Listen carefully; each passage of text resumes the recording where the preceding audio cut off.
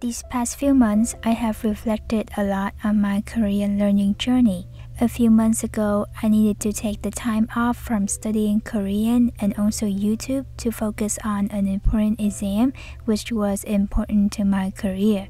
And then I graduated and got a job. I thought when I have a job, I won't have any more homework and would be more consistent studying Korean, but I have actually been studying Korean way less.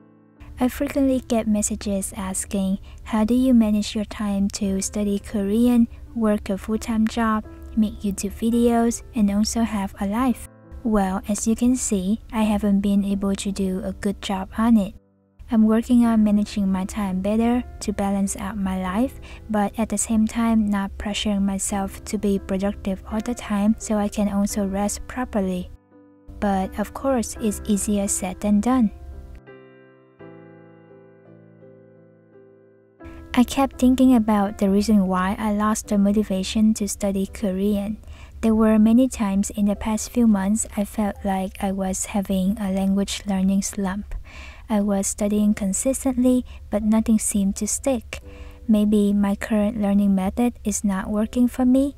Maybe I don't have the time and energy because of working a full-time job. Or maybe Korean is not my priority right now.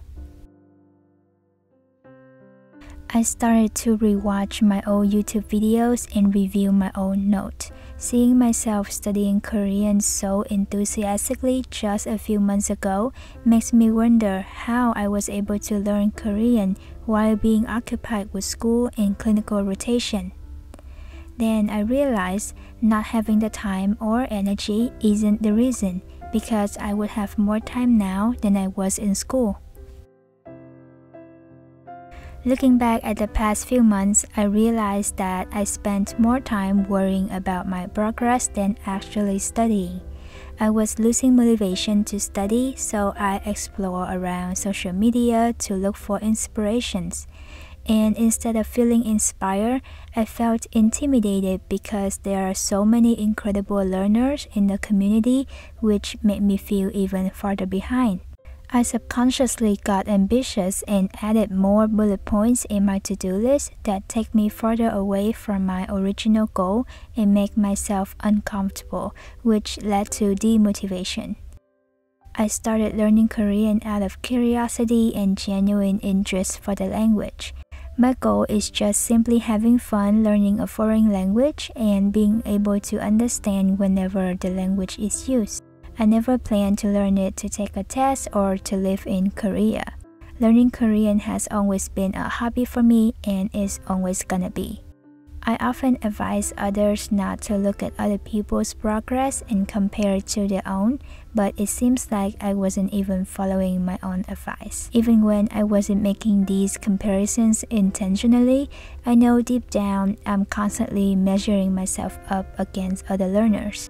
I have come to realize that comparison is one of the biggest reasons I found myself unhappy during these past few months. So how can we get back our motivation and be happier about our progress? Well, obviously, first of all, we need to understand that we are different and we all learn things differently with different reasons. I believe that the sooner we focus on ourselves and work hard on our language learning at our own pace, the sooner we will be able to appreciate our accomplishments and find that happiness in learning Korean again. The other day, I read an article about how mindfulness and language learning go hand in hand. Too often in our language learning journey, we find ourselves facing self-doubt, avoiding embarrassment, or lacking self-compassion, or all of the above. In that article, they mention mindfulness practices such as self-compassion, gratitude, and non-judgment. When we practice self-compassion, we focus less on blaming ourselves for any perceived lack of progress and more on opening ourselves up to making mistakes, because after all, it's not our native language. If we aren't able to work through our own frustration and self-doubt, or aren't willing to face embarrassment, then making progress in language learning journey is almost impossible. Non-judgment means being open to cultures different from our own and understanding the language we're learning may operate very differently from what we're used to, which also means we apply no inherent judgment to either the language or our ability to speak it. Once we've worked all of this out, we can focus on what matters the most, which is having fun with the language learning process. It's still not going to be easy. We still need to study, we still need to practice, and it will still take time, but at least we are having fun doing it. And that concludes my thoughts that have been stuck in my head for the past few months, and I'm glad to be able to share it with you guys through this video.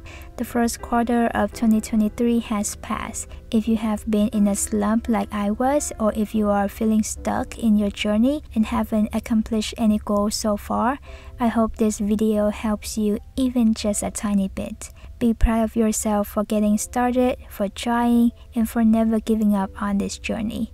Remember to always be kind to yourself and enjoy what you do. I will see you guys in my next video. Bye!